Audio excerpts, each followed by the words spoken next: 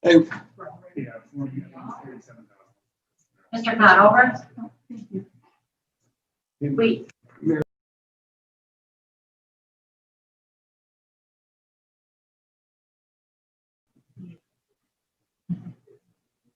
You are muted. We can't hear you.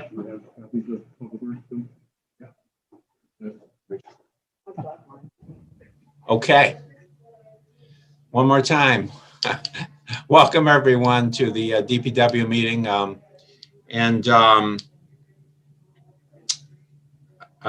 Frank, is Frank Thomas here? yes, I am. Well, Frank, we're happy to have the budget officer on the DPW committee. Welcome. I should also say that the committee's going to be expanded at the next board meeting from the 5 to 7. Supervisor Merlino and Supervisor Garrity have been appointed to the committee, and we're certainly thrilled to have them. And I think 7 is a good number for this committee.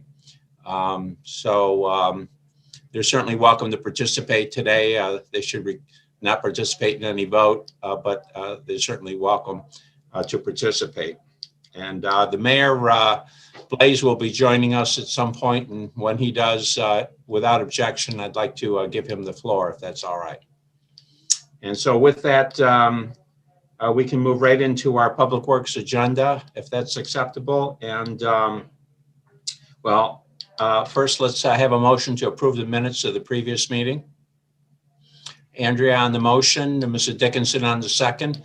All in favor? Aye. Opposed? Carried. I think we'll move right into our action agenda. Kevin, what do we have? Why don't we deal with 1, 2, and 3 all at once? The 1, 2, and 3 on your agenda are notice of intent to fill vacant positions. These are HEO positions, the heavy equipment operator positions. 2 of them are due to promotion, and 2 of them were moved up to our grade 12, which is the assistant foreman, and then 1 of them is due to a retirement. All right, well, let's bring this to the floor for any questions. Do we have a motion to bring this forward? Supervisor Hogan on the motion, Supervisor Dickinson on the second. All in favor of bringing this forward, signify by saying aye. Aye. Okay, it's on the floor. Kevin, these are budgeted positions? Yes, they are. Any questions for Mr. Hajos? Andrea? Thank you, Mr. Chairman. It's just a quick question, Kevin. It seems like a lot of people are retiring. Yeah, I mean, I will tell you, Supervisor Hogan, when I started, even when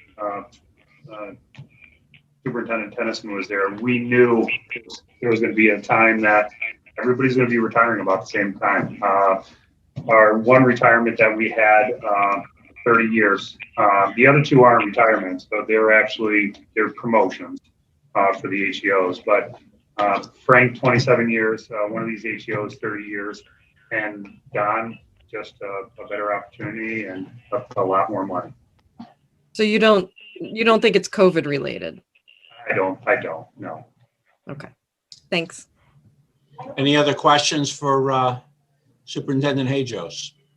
Supervisor Conover, can I make a comment? This is Bramer. Yes, Supervisor Bramer. You have a comment? Thanks, Chairman. Yeah, I just wanted to respond to Supervisor Hogan's comment that as personnel chair, I'm going to be working with our HR department to look a little bit closer at our exit interviews. I met with Jackie yesterday and started talking about that, but hopefully we'll be able to get some idea if there's any trends. We don't think so, like Kevin just said, but we are keeping an eye out on that, and I just wanted to make a comment there. Thank you, Chairman Conover. Very good, thank you. Anyone else have any comments for Superintendent Hajos? There being none, are we ready for the question? All those in favor of approving 1, 2, and 3 signify by saying aye. Aye. Opposed? Carried. Item 4, what do we have here, Kevin, on item 4? Item 4 is one of our term agreement contracts. This is for crane services. Typically throughout the year, we may or may not have the need for a crane. When we do any bridge work, typically we'll have a crane. So this is just a term agreement for this year with the additional possibility of additional 2 years with 1 year extensions on each. So the bid tab is attached. As you see, we only had one submittal. So this would be to enter into a new contract with Roselle East for crane services. All right, well, let's bring this forward for a discussion. Can I have a motion to bring this forward, Mr. Dickinson? Second. Bruno on the second. Thank you. All in favor of bringing this forward, signify by saying aye. Aye. Opposed? All right. Any questions for the superintendent? How do these bids compare with historical bids, Kevin? Typically, we don't get a lot of bidders for crane services. In fact, it's most of the time, it's always been Roselle. And if I was to call up other companies, their prices are all about the same. Okay. Any questions? Then are we ready for the question? All those in favor of the contract signify by saying aye. Aye. Aye. Opposed? Carried. What do we have under item 5, Kev? The next item on the agenda is to amend the contract with Newcastle Paving. Newcastle Paving was the contractor that did our work as part of the federal aid project for Sunnyside and Sunnyside East. There was a drainage issue along one of the roadways out there that required a significant amount of extra work. This is covered under the federal aid project. So the county would only be on the hook for the 5%. But it needed to be done. We corrected a drainage issue that has been out there for years. So this is the change order. Normally, I would do a change order if it was $35,000 or less, but since it's over $35,000, I have to bring it to the committee. All right. Let's bring this forward for discussion. Mr. Dickinson on the motion, second. I'll second. Ms. Hogan on the second. Discussion. Mr. Gunner, Supervisor Gunner? Yes. I just want to say I do happen to travel this road quite a bit, and Kevin and I have been in great lengths of conversations and trying to work through all the engineer getting to it. It was a complicated road because it involved the state, the town, and the county. But I just want to say, Kevin, that I really believe they did a really nice job over there. I know they were the lowest bidder, and there might have been some concerns, but driving that road now, my God, even after they grounded, it was smoother than the regular roads. But the final product really came out awesome, and if you can let them know that that one of the town at large supervisors really appreciates what they did. Thank you. You're welcome. Any questions from the committee regarding the request? There being none, are we ready for the question? All those in favor of the resolution signify by saying aye. Aye. Aye. Opposed? Carried. Item 6, create new position, engineering 1. What do we have here, Kevin? So I think 6, 7, and 8 will kind of go together. Yes, I did have another retirement. Lisa Carpenter, who has been in the engineering department for 30 years, has retired. Again, I can't thank her enough for everything that she's done, and losing that institutional knowledge is huge. But her position was created long before I started here as a junior transportation analyst. Back then, they did a lot of that work in DPW. We no longer do that type of work. So with that being said, I'd like to create the new position of the engineer 1, which we have one. This would add a second one on, and it would just be replacing that junior transportation analyst. The salary is based on the outer unit grades that were created last year is $58,354 a year. The salary that was in place for our junior transportation analyst was $56,000, so there would be an increase eventually in the budget. I don't think it'll be needed this year. By the time that we get somebody in that position, I still think there will be a savings at least for this year. So there will be no new money added this year. Moving forward, though, it'd be approximately $1,492 more in my salary budget. All right, let's bring this forward. Why don't we bring 6 and 7 forward? Ms. Hogan on the motion, second. Mr. Dickinson, discussion. Andrea, did you have a question? I just feel like we've been talking about the engineering positions in DPW forever, and I'm glad we're finally making the move to take care of this. So go, Kevin. Very good. Kevin, is the old position, are you going to maintain that in your organizational structure, or are you just? We are not. This engineer one position will replace that junior transportation analyst position. So that position will be deleted. Correct. Any other questions for Kevin? There being none, are we ready for the question? All those in favor of items 6 and 7 signify by saying aye. Aye. Opposed? Carried. Item 8, naming the county as lead agency. Kevin, what is this?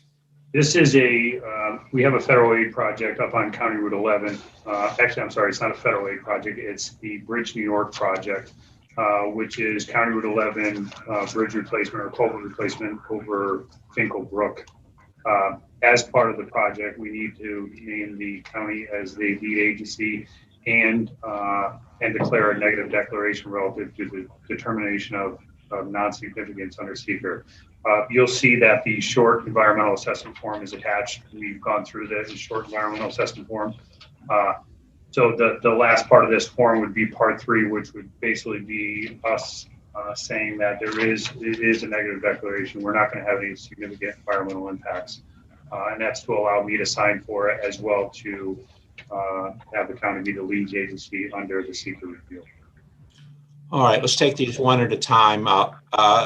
The chair will entertain bringing forward the designating the county as lead agency on this project. So moved. Dickinson, Mr. Bruno on the second. Discussion. There being none, are we ready for the question? All those in favor of declaring the county lead agency under seeker for this project signify by saying aye. Aye. Opposed? Carried. Now we can deal with the assessment and the negative declaration. Kevin, what do we have? Well, they're actually all part of the same seeker determination that you just voted on. They're not separate pieces. It's together to name us as lead agency, as well as to declare a negative declaration that there's no adverse environmental impacts. Yeah. Well, let's deal with the environmental impact, the assessment. Chair will entertain a motion to bring forward the negative declaration, the neg deck on this project. Mr. Dickinson, second. Ms. Hogan on the second. Thank you. We've declared ourselves lead agency under seeker. The assessment is that there's no environmental impact relative to the project, no negative environmental impact. And we'd be issuing a neg deck relative to the project. Any discussion? Ms. Hogan. Thank you. Briefly, Kevin, can you just describe it a little bit? Because I see that there are shoreline, forest, wetlands involved. There are, and I'll kind of go through part 3 of that seeker document, which is the supporting information for it. Basically, the couple of questions that they asked is, will the proposed action result in adverse change in the existing level of traffic or affect existing infrastructure for mass transit, bikeway, or walkway? It will not. This is County Route 11, Horicon Avenue in Bolton. None of that's going to change. There's no, existing level of traffic being impacted and such for mass transit, bikeway, or walkways. The next one is, will the proposed action result in any adverse change in natural resources, e.g. wetlands, water bodies, groundwater? Basically, what that states is that the project does involve the realignment of approximately 175 feet of the stream of Finkel Brook and the installation of a new culvert. The existing culvert is undersized and deteriorating, and severe historic storm events have overtopped the road, accelerated erosion around the culvert. The new culvert will consist of an open bottom culvert that will allow for the natural stream substrate and will pass a 50-year storm without overtopping Horicon Avenue. So it's minor impacts, and if the minor impacts are less than, and I don't have it in front of me, I want to say less than an acre, typically there's not a issue. Any of the work that would be done for cutting trees and such. I think we would use that in the window of November 1st to March 31st, so there'd be no impact to the fauna, Indiana bats, and such. The last thing that they have on there, will the proposed action result in an increase in the potential for erosion, flooding, and/or drainage problems? No, it's actually going to lessen the impact of erosion, flooding, and drainage problems for the project. We're basically replacing an existing bridge with some modifications. Andrea? Where's the shoreline? It's the streamline. It's the, I know you think shoreline lake or, it's the shoreline of the stream itself. Just the stream bed or the slopes going down to the stream. Thank you. You're welcome. Any further questions? Are we ready for the question then? All those in favor of issuing a negative declaration for this project signify by saying aye. Aye. Opposed? Carried. Thank you all. Next item is item 9, new contracts. So 9, 10, and 11 are somewhat together. 9 establishes a contract, which we haven't determined who it would be yet, but as always, it would be to the lowest responsive bidder for our construction projects for 2021.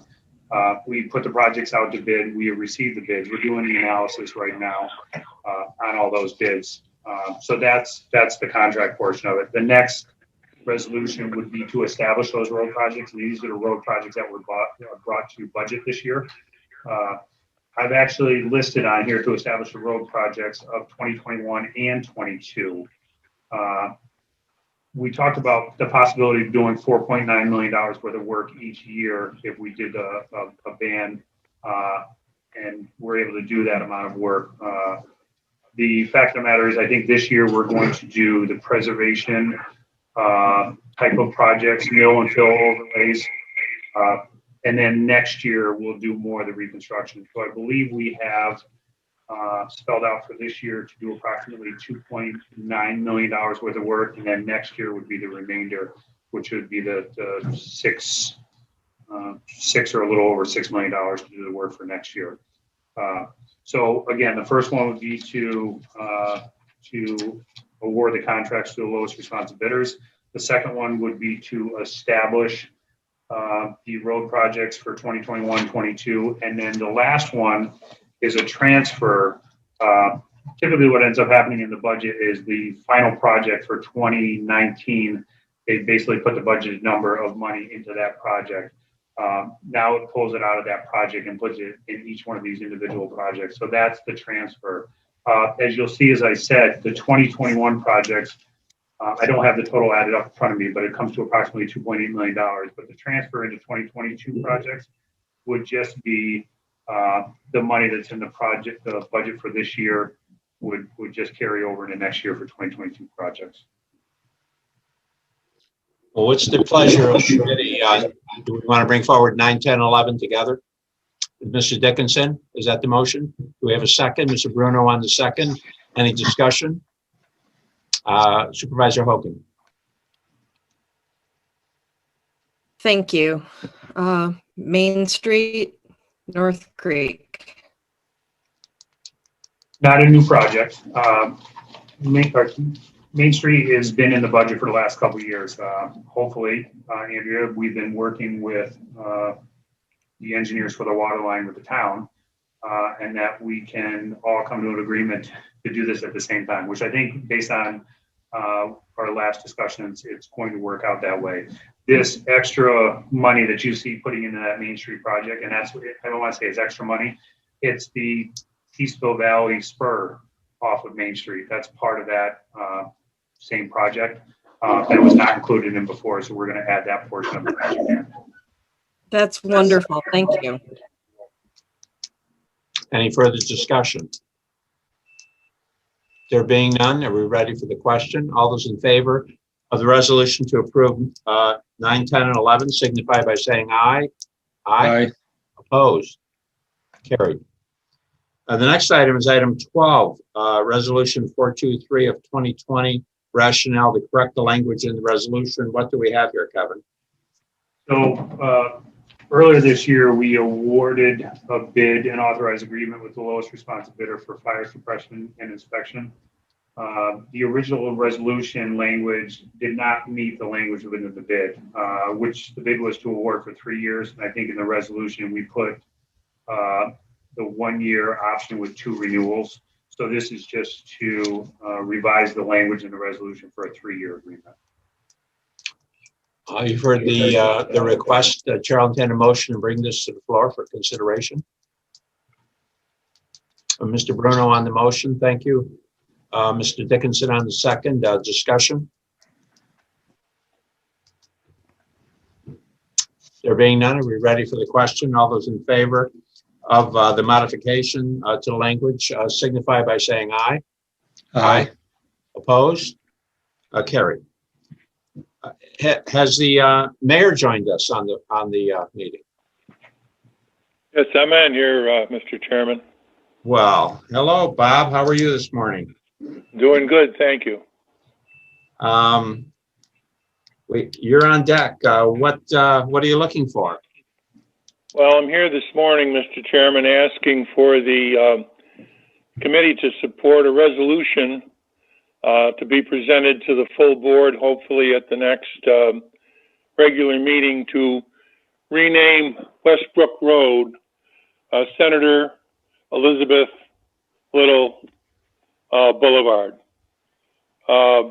Westbrook Road is the first road that anyone sees, residents or visitors, coming into Lake George, that leads directly to the foot of the lake with a beautiful view of the lake. The lake, of course, that Senator Little has had so much impact on supporting over the years. Westbrook Road is also bordered by the town of Lake George, the village of Lake George. It's owned by Warren County and by the state of New York. Those 4, obviously, municipalities have been the ones that Betty has supported all of her life. It's the only road that I could think of in the entire region where there's no addresses. No one needs to be inconvenienced by changing their address. There are no businesses. It's bordered by the Battleground State Park and the Charles R. Wood Park, which again, Betty has had a substantial amount of input on and helping put together. It's the site also of Wood Park, and you know she was instrumental in gaining us a lot of funds. The idea would be to erect a plaque. I've approached the state of New York to erect a plaque at the intersection of Beach Road and Canada Street, or Beach Road and the Boulevard, that would tell people, visitors that would come here in future years, what the reason is, tell them about Betty, what she's done for our region. And it's right directly at the terminus of the Warren County Bike Trail, which is a very highly trafficked area. So the most people would be able to see the plaque that we would put up in her honor. And somehow Betty's Boulevard sounds really good. It sounds better than Westbrook. The Westbrook obviously would still be there. I would plan, if approved, to have a dedication sometime in the spring or when COVID allows us to do that. And I've already talked to the governor's secretary, and there's some indication that he might even join us to come up here and honor Betty in this lasting tribute to the 34 years that she has dedicated to our region. I've talked to several of the supervisors about it personally. I've talked to several of the citizens about it, people that live in this vicinity. Mr. Dickinson would introduce the resolution, which I would forward to the county if your committee feels it's a worthwhile initiative. Thank you, Mr. Chairman. Well, thank you, Bob. Kevin, you have a question? Yeah, I just wanted to add on, Bill Bernard from New York State DEC has reached out to me because they weren't sure how much right of way that they had at the end of Westbrook Road and Beach Road. We have since provided him plans showing what we have for right of way in that area, because they were thinking that wherever the placement of that plaque was that the mayor was referencing, we would try to keep that on county property and not on battlefield property. Since they consider that, I think, forest preserve. So we're trying to make this easier. So they have reached out to me and we provided them that material, but I think it'll be within the county highway boundary. All right, then let's bring this forward for further discussion then. Do we have a motion to bring this to Mr. Dickinson on the motion, Mr. Bruno on the second? Thank you. Discussion. Dennis? Obviously, I've been in conversation with the mayor since his original brainstorm. We, the town, are totally in favor of it for all the reasons that the mayor mentioned. And we look forward to doing this. It would be a great honor, I think, for Betty Little, and definitely has some life to it. So I think she's earned it, and we're really honored and pleased that we can do it for her. Thank you. Any further discussion, Mr. Bruno? I'd just like to second what Supervisor Dickinson just said, and also Mayor Blades. I think it's quite fitting tribute to someone who has devoted so much time, energy, etc., to public service. I think it's very, very well, very good. Thank you. Well, thank you. Any further comments? There being none, then are we ready for the question? All those in favor of the motion signify by saying aye. Aye. Opposed? Carried. Thank you. Thank you, Bob. Thank you very much, Mr. Chairman, and everyone else, and Happy New Year. Happy New Year to you as well. Kevin, do we have anything under pending items or referrals? We don't have anything under referrals. The only item we have was a discussion item for renaming Westbrook Road. Okay. Then we can move to a privilege of the floor. Don, do we have any comments from the public? Nothing on the public works side. We do have some solid waste comment when we get to that part. Okay, very good. Then without objection, we'll move right into solid waste, the solid waste agenda.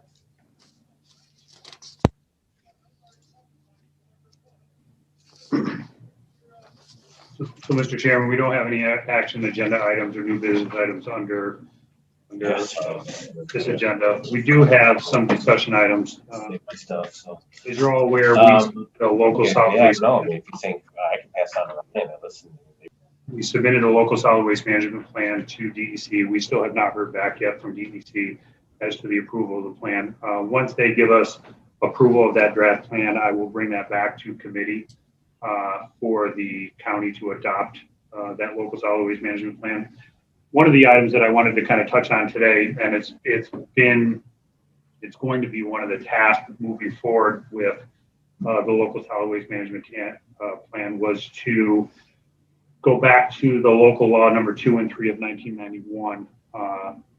Local law number 2 was a local law requiring the source, separation, and segregation of recyclables or reusable materials from the solid waste stream in Warren County. That put the ability for me as the superintendent to, I guess I want to say, administer that. And then that also was put on to each one of the towns to do as well. The county does assist each one of the towns with this as far as the source separation by providing the towns with containers. We had just awarded all the bids for the recyclables as well as the solid waste just the latter part of last year. This would we've done what we're supposed to be doing. The thing that we're not doing is we're not being able to enforce what haulers are doing for where they're taking the material. We've been trying to put in our bids that they're required to take their recyclables to a recycling facility to eventually be sold on the market. We've put that in the bids, but for me to enforce it, I just do not have the staff to be able to go around to make sure that that's what they're doing. Now that's on the end of where the town's material is being taken. There's also haulers out there who take individual residence garbages, including myself. And they're even harder to track because we just, again, I don't have the enforcement to be able to see whether or not they're taking solid waste and recyclables and dumping it in the same truck together, or they are separating them and bringing them to facilities. My neighborhood alone, I think I discussed last meeting that there's probably 7, 8, 9, maybe 9 companies within my neighborhood that are doing resident trash pickup. So that's the local law requesting sort of separation was local law number 2. Local law number 3 was to initiate a permitting system by which the county would permit haulers and collect data from the haulers as to what they're doing with their material. I actually put in the local solid waste management plan that I think we would do it on a monthly basis. That may be a lot in the beginning, but I want to get a good feeling of what these companies or where these companies are taking this material. We may relax that and do it to a quarter, maybe by quarters later on. But initially, I think we want to do it on a month-to-month basis. Again, it comes down to having the staff to be able to follow up on those procedures. As part of that local law number 3, they have basically declared that this permitting system would be handled by the Department of Public Works. There was supposed to be a fee schedule associated or a resolution passed by the board back then. We have not been able to put our hands on any type of fee schedule. So we can basically determine what that fee will be for that permitting system. A couple of examples that are out there is the city of Troy. I believe their initial fee for haulers is $200 application fee, or maybe a little bit more, $225, $250. And then it depends on the size of the company as to what you would charge them for each individual truck to be registered. Because that permitting system says that any vehicle that hauls waste within Warren County, whether it be through the county, in Warren County, or taking material out of the county, should be permitted. So we have done our first initial kind of research, and I think I've come up with 38 companies that are hauling waste right now within Warren County. I believe there's probably more, but this was our initial research. With that, probably 15 of those companies are smaller type companies. They're a 1 or 2 truck type of operation. Again, not that we would not permit them, we would permit them as well. But a lot of them are your larger companies that have anywhere, 10, 15, even upwards of 20 trucks.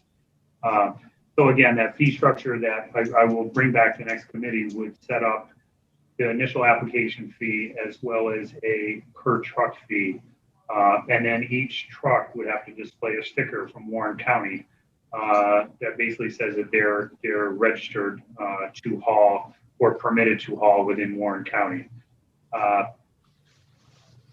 It's not a small task. I was hoping that I could find any information from the past, back in 1991, 92, of what our fee structure was, what the permits look like, where did they even obtain the stickers that they were doing. I'm thinking we could possibly do that in our sign shop, but none of that information is found anywhere in the county. We've gone through the record storage center. We've gone through all our records up at DPW, and we cannot put our hands on any of that.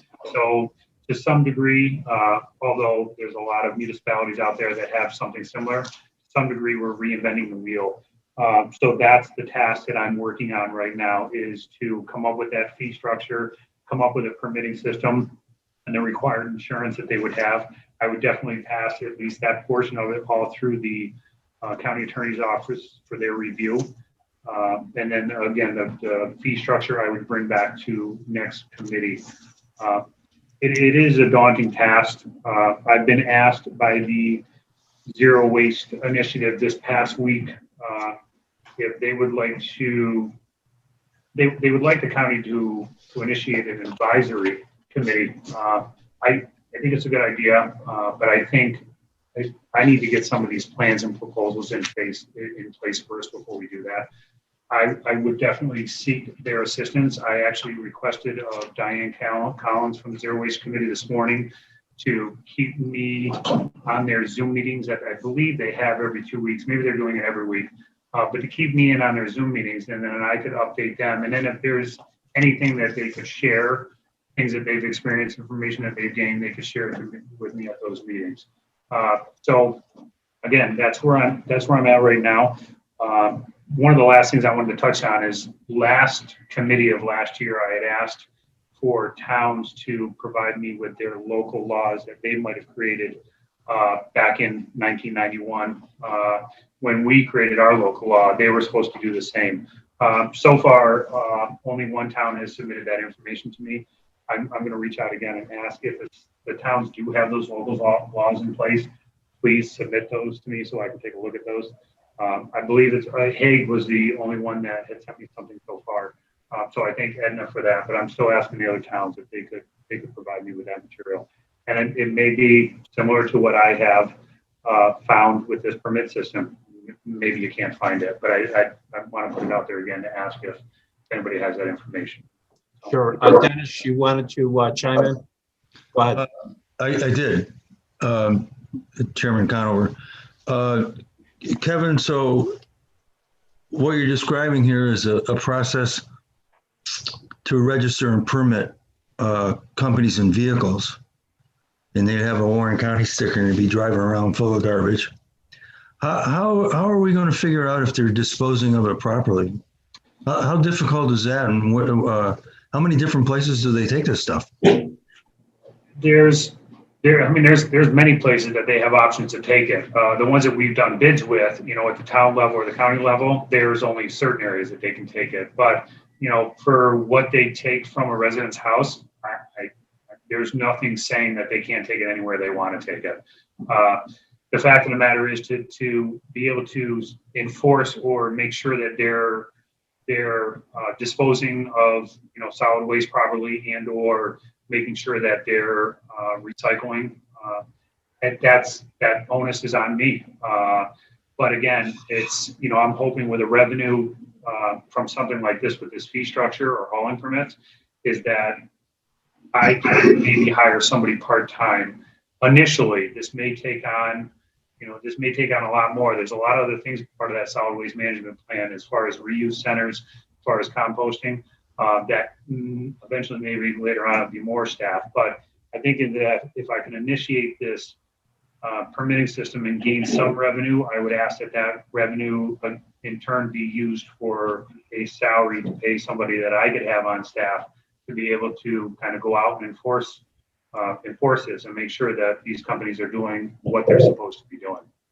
I think that's a great idea, Kevin. I think if they go out and the violations are prevalent, then it's an indication we need to do something. If they go out and they don't find very many, then that's also an indication maybe we should rate these haulers. Well, and that could also be the fee structure that we set up just for the permits and per truck. We would also probably set up a fee for fines at that same time. And if somebody's not doing that, what these fines may be. Excellent. Good job.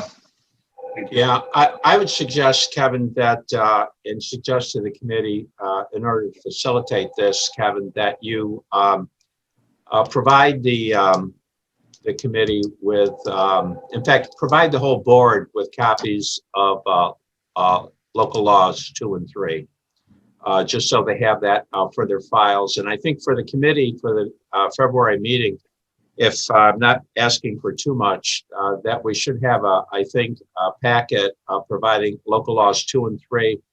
I think that perhaps a list of the haulers could be provided such that it exists at that moment in time.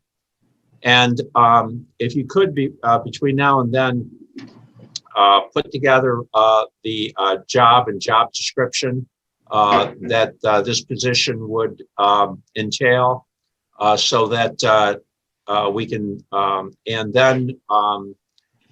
then cast some numbers, if you would, within the packet in terms of what kind of revenue you would anticipate, what the shortfall might be, and then we can deal with the shortfall as to how to make that up to get this person on board just as soon as possible. And I think if we could do that by the next meeting, then we could really start running some parallel tracks here.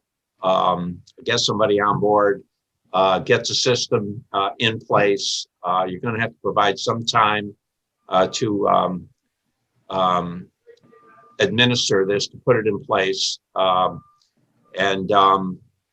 So that would be my recommendation for our next meeting. I don't know, what's the pleasure of the committee? Sounds good to me. Andrea, any thoughts? I think it's a great start. Okay, Supervisor Bruno? I agree. I think it's a good idea. Supervisor Thomas? Sounds fine to me. Okay, so if you could put that together kind of in a comprehensive way, so we know the footing of the law and what it says, and also the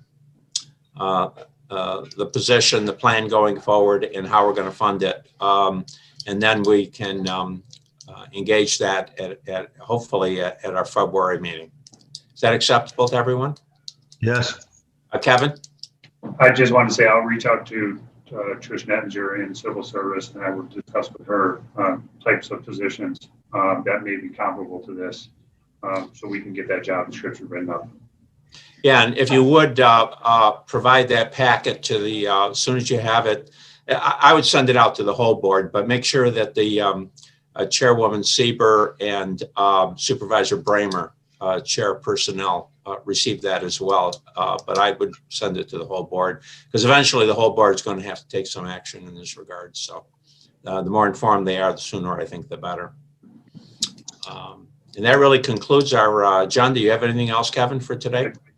I think Supervisor Garrity has a question. Mr. Garrity. Yeah, has anybody, will anybody look and see how much this is going to cost our taxpayers in the bottom line? If you raise permits on haulers, they're going to charge the consumers. The other thing too is, recyclable market is very, very weak right now. And what's going to happen as we get more stringent, which we should, but what's going to happen with all the recyclables when we have them separate more than they're doing currently? And has anybody thought about the impact on our taxpayers? It may not be the impact of us putting permit fees on the haulers, but the haulers are going to charge the homeowners. Somebody's going to pay for this. So has anybody looked at this? I mean, it always concerns me because, when the recycle market dries up at our home landfills now, or our transfer stations, we have to find alternatives. Then we end up paying to get rid of the recyclables, which you have to put that back onto your taxpayers locally. So now we're going to put a permit fee in use for the county, which they're going to charge the taxpayers. So has anybody looked at the total impact on this on the people who are going to pay? It will be the residents of Warren County. I hope we are considering that with all these fees, and I think it's a good idea, don't get me wrong. But then when you put fees on your taxpayers, they don't take their materials to the landfills and they dump it alongside the roads, which forces the towns to end up picking it up off the roadside. That still goes on today, not as much as it used to, but that still goes on. So I think we need to kind of look a little bit into that. And I know, we all feel it's worth it to do this. But I just caution, we ought to study what the cost is going to be to the people who are going to pay the bill. People are going to pay the bill, or the taxpayers won't count. So just be cognizant of that, and the separation. And I mean, we have piles of glass now in the Tony pit that we've never been able to get rid of.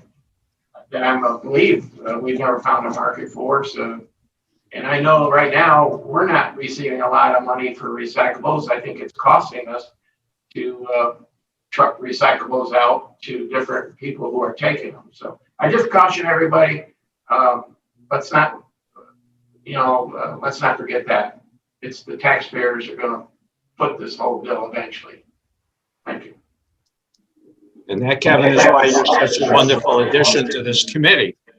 Starting in February, I'm sure that Not there yet. Mr. Hadros be prepared and as appropriately to be able to respond in terms of the financing plan on how we're going to bear these costs going forward.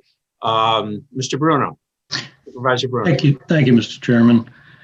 This is probably more for Kevin than anyone else, but we talk about the recyclables, and they're only recyclable when there's a market to do that. And if there's no market, when do they become? I mean, I'm all for, reducing the waste stream, et cetera. I'm 100% behind that. But, and echoing Mr. Garrity's comments, when the recyclables become non-recyclable, in other words, there's no market, nothing to do with them, is there any discussion or is there any alternative to recycling? I guess it wouldn't be an alternative, but if you can't send them to where they have been being sent to be recycled, what happens then? And I know that's not an easy question to answer. I don't expect it, but are people looking at that? Thank you, Mr. Chairman. Thank you. Thank you for that comment. And Kevin, I'm sure you're taking it all in. My sense of this is that this process we're involved in, Kevin, maybe you want to talk about that a little bit. This isn't something that's going to happen tomorrow, but I think what the idea is to begin the process of this discussion going forward, so that hopefully we get to a good place relative to our waste stream. And Kevin, maybe you want to comment a little bit in terms of how you see this unfolding in the months and years ahead. Yeah, I mean, the bottom line, the local solid waste management plan that I just put together is a 10-year plan. This isn't going to happen overnight. It's in this long. I mean, since 1991, we've had this law in effect, and I can't find, a lot of information pertaining to that. I agree with Supervisor Gary. If we start raising fees, it is going to be passed on to consumer, including me. I mean, if I pay $56 a month to the company that I'm using now, most likely I'm probably going to pay $75 a month or upwards of more. I'm not sure what it'll be. I can't predict what the companies, the hauling companies will do. The market for recyclables is not up to snuff right now. The bottom line is I don't want to necessarily say it's the bottom has fallen out of it, but it's a pretty low market right now. A lot of these companies who are taking this recyclable material and bringing it to their recyclable plants are holding on to it until the market gets better. One of the things that was proposed or talked about as part of the plan was the county to create another MRF facility. And I've been talking with the Zero Waste Initiative about this. The fact of the matter is we just don't have, we've gotten rid of one. There are what they refer to as mini ones, but how long do you hang on to that material? And then you can only take material up to the point that you're filled. And then you have to hold on to that material until the market becomes better, and you can sell it on the market, or you can sell it and possibly take a loss. The the bottom line is this is not going to happen overnight. It's going to be a long, drawn out process. I guess I'm hoping if I'm here for a while, that the time that I eventually, depart the county and hopefully retire from the county is that, by that time there will be a fantastic plan in place, but it's not going to happen overnight. The composting facility that we talked about, again, it's not an overnight process. And all of this involves some type of funding, whether it be grant funding, but most of the grant funding that DEC has right now for solid waste or composting or anything is 50%. So the rest of it would fall back onto us, the county, and in turn the taxpayers to put the cost for the other 50%. It's a good thing what we're doing, but there's a process behind it, and it's not going to happen, as quickly as some may want it to happen. But I'm all for moving this forward and following the plan to the best of my ability. Hey, if we do better than the plan, then we update the plan with DEC every 2 years and say we've done above and beyond. But we have a plan to follow right now. That's the local solid waste management plan until DEC tells me something differently. And that's what we're going to try to follow. I do appreciate the assistance and the shared information that the Zero Waste Initiative has provided me up to this point. They have a lot of good information.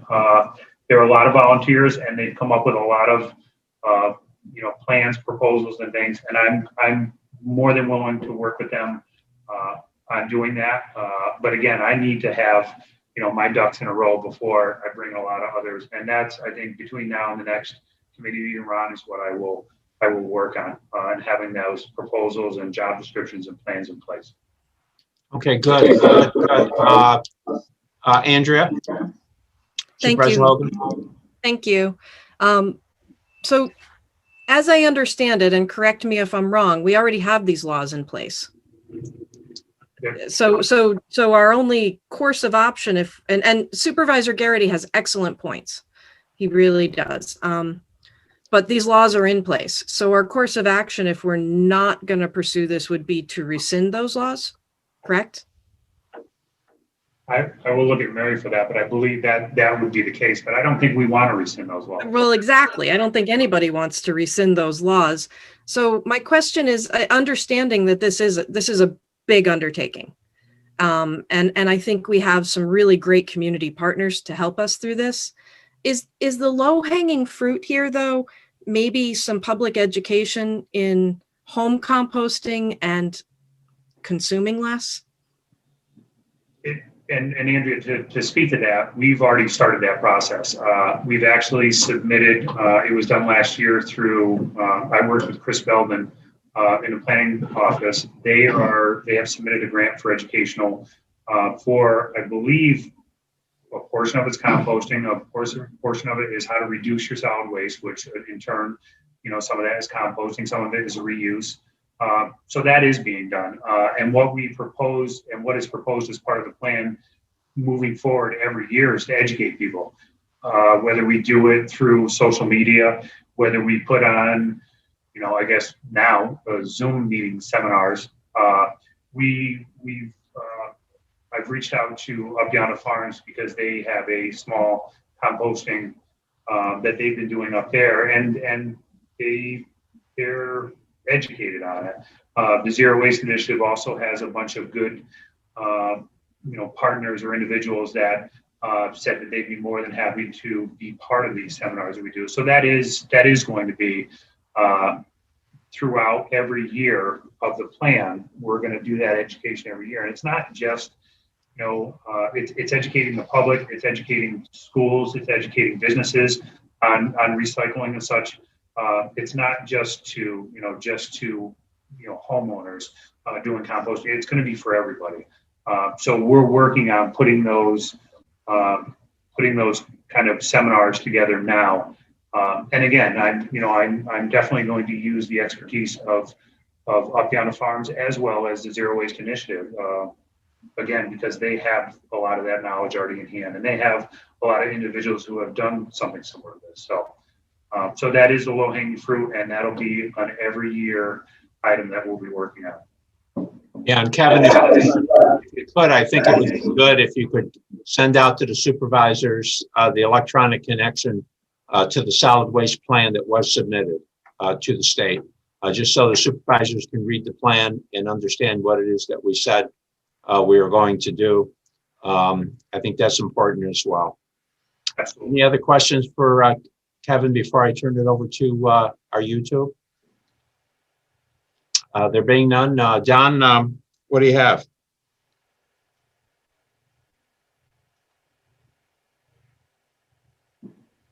Don Lehman, anything on YouTube? Yes, sorry, I had a phone call that I had to get rid of here. We do have a comment from Diane Collins and Mary Beth Mylott, Zero Waste Committee members, which I can read to you right now. Sure. Dear committee members and Superintendent Hajos, we'd like to propose an idea to you all, which would demonstrate Warren County's concern for our environment, concern for wastefulness and its economic burden to county taxpayers, and awareness of the economic benefits to our county and our neighbors by promoting solid waste alternative programs. The idea is for Warren County Department of Public Works to initiate the formation of a solid waste action committee made up of volunteer municipality members and interested citizens from each of our towns. The committee will meet, share actions already in place in some towns, and plan future initiatives on solid waste alternatives such as community and home composting, repair, reuse, and recycling, transfer station uses. Cooperative efforts would lead to creative solutions. There are many resources available and successful program models across the U.S. Unified actions would lead to more successes. Grant funding is likely available down the road. The idea is simple, but making it happen would take interest and effort. The supervisors would need to value the idea, understand its worth, and help identify a few interested townspeople in their own communities. Our Zero Waste Committee supports this idea and can work with Kevin on getting it off the ground. We can also talk with folks you identify in your towns to explain further. Interested elected/appointed officials may want to participate. We will be at the meeting tomorrow, meeting today, to answer any questions. Thank you for your attention. Anything else? Yes, we do have some further YouTube comments here from Ms. MB Mylott, I assume Ms. Mylott. Does Mr. Kevin Hajos believe that in 1991-92, no permitting or fee schedule was implemented, or is it just that information cannot be found? We just haven't been able to find that information. It was implemented. There's staff that I still have at DPW that remembers issuing these permits. And Brian Humphrey, who used to be the solid waste coordinator for the county and was actually at the MRF facility when it was up and running and the county was still doing that, he said the same, that there was a permit system in place. Then she followed up, you might have just answered this. I'm sorry. She did say a better question is, was implementation of permits attempted in any way? And I think you just addressed that, right? Yep. Diane Collins asked, commented, Glens Falls should have a hauler list. Queensbury does not yet. And Diane Collins added, minimal cost to taxpayers, referred to Zero Waste Committee information, which Kevin has. And Ms. Collins also added, more markets developing.